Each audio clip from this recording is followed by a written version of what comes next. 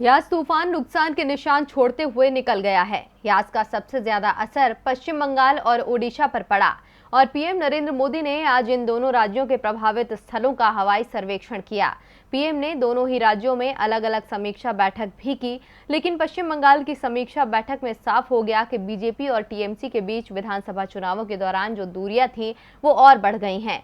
PM की ओर से तूफान प्रभावित दोनों राज्यों के लिए तात्कालिक राहत का ऐलान भी किया गया है। देखिए रिपोर्ट। कुछ दिन पहले पश्चिमी तट पर आए ताउते तूफान से बहुत नुकसान हुआ।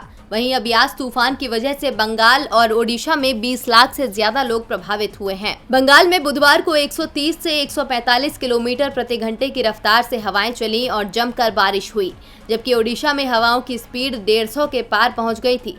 तूफान ने इन दोनों ही राज्यों में जबरदस्त नुकसान पहुंचाया है। इसी नुकसान का जायजा लेने के लिए आज पीएम ने पश्चिम बंगाल और ओडिशा के हवाई सर्वेक्षण के साथ राज्यों के साथ रिव्यू मीटिंग की।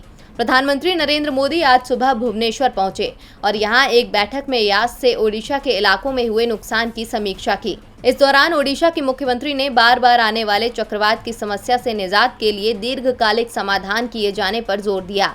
ओडिशा के बाद पीएम पश्चिम बंगाल पहुंचे। यहां भी उन्होंने हवाई सर्वेक्षण किया और समीक्षा बैठक बुलाई, लेकिन इस बैठक में विपक्ष के नेता शुभेंदु अधिकारी को बुलाने से ममता नाराज हो गईं।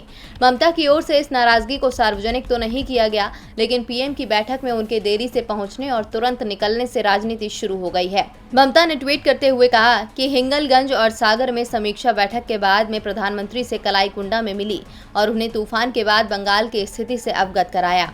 तूफान से हुए नुकसान की रिपोर्ट उन्हें सौंपी गई है। मैंने 20,000 करोड़ रुपए की मदद की मांग की है। इसके बाद मैं अब दीघा में राहत और बहाली कार्य की समीक्षा करने के लिए आगे बढ़ी हूँ। ये बैठक पहले से ही तय की गई थी। ममता ने पीएम की समीक्षा बैठक में समय न दे पाने पर सफाई देते हुए कहा कि मैं नहीं जानती थी कि पीएम मोदी ने बैठक बुलाई है। मैंने उनसे कहा कि राज्य के अधिकारी मुझसे मिलना चाहते हैं। इसके बाद मैंने उनसे मंजूरी ली और निकल गई। पीएम ने दोनों राज्यों में हुए नुकसान का जायजा लेने के बाद पश्चिम बंगाल और ओडिशा के लिए तात्कालिक राहत के रूप में 500 करोड़ रुपए दिए जाने का ऐलान किया।